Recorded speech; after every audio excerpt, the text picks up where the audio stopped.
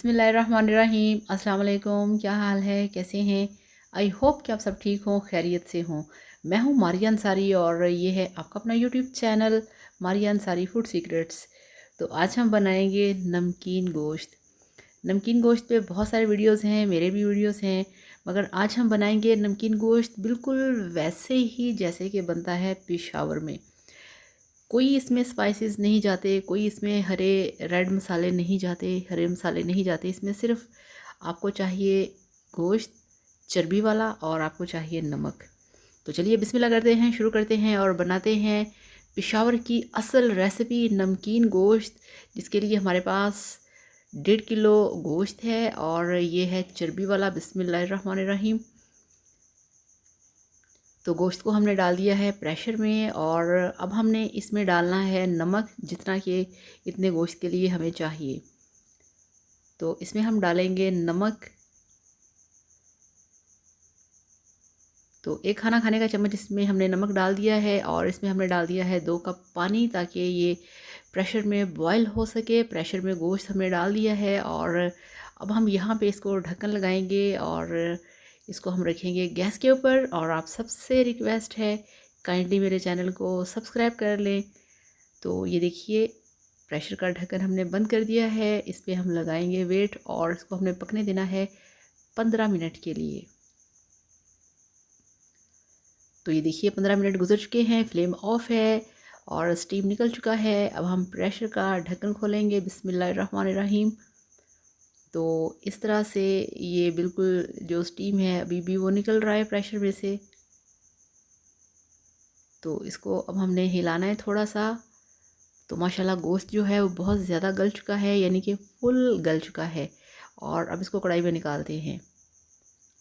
तो ये देखिए गोश्त को हमने निकाला है अपनी कढ़ाई के अंदर और यहाँ पे अब हम थोड़ा सा इसका फ्लेम जो है उसे हाई रखेंगे और इसको हमने इतना भूनना है, इतना फ्राई करना है कि जो इसका पानी है वो खुश्क हो जाए और जो इसकी चर्बी है, जो इसका ऑयल है वो बाहर निकल आए।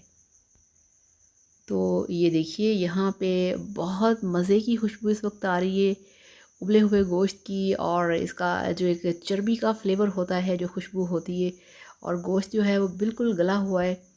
तो ये देखिए यहाँ पे हमने 10 मिनट के लिए इसको हाई फ्लेम के ऊपर इसको भूना है, इसको फ्राई किया है। और यहाँ पे आप चेक करें कि जो गोश्त है वो माशाल्लाह बहुत सॉफ्ट हो चुका है और उसका अब जो रेशा है वो आपको नज़र आ रहा है कि टूटना शुरू हो गया है।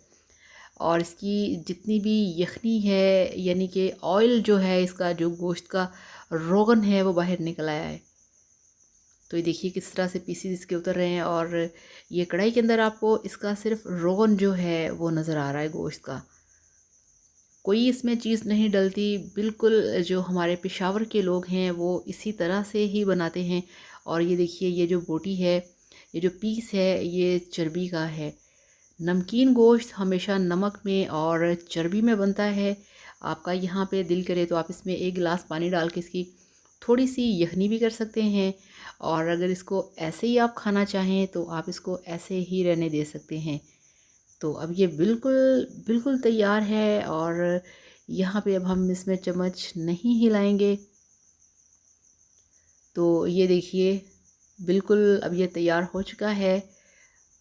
ये है असल ऑथेंटिक रेसिपी पेशावर की, जो हमारे पठान लोग बनाते हैं, ये वो है। और अब हम इसका फ्लेम ऑफ करके आपको दिखाते हैं इसकी फाइनल लुक। तो ये लीजिए, अल्हम्दुलिल्लाह माशाल्लाह आपका पेशावरी नमकीन गोश्त बनके तैयार है। इस तरीके से इसको बनाइए, खाइए, एंजॉय कीजिए। सर्दियों की बेस्ट रेसिपी है। सर्दियों में ख़ुद को हेल्दी रखिए, ख़ुद को फिट रखिए, क्योंकि सर्दी बहुत खौफनाक होती है। सर्दी ज़्यादा हो तो आपसे उठा नहीं जाता। अगर आप नमकीन गोश्त खाएंगे आपको बहुत ज़्यादा अपने जिस्म में हीट फील होगी, आप ख़ुद को फिट महसूस करेंगे। तो इसके साथ पीजिए गर्मा गर्म कहवा। तो इसको इस तरीके से बनाइए, खाइए, एंजॉय कीजिए और वीडियो को लाइक करिएगा, चैनल को सब्सक्राइब करिएगा। Thank you so much. अल्लाह हाफिज़, बाय बाय।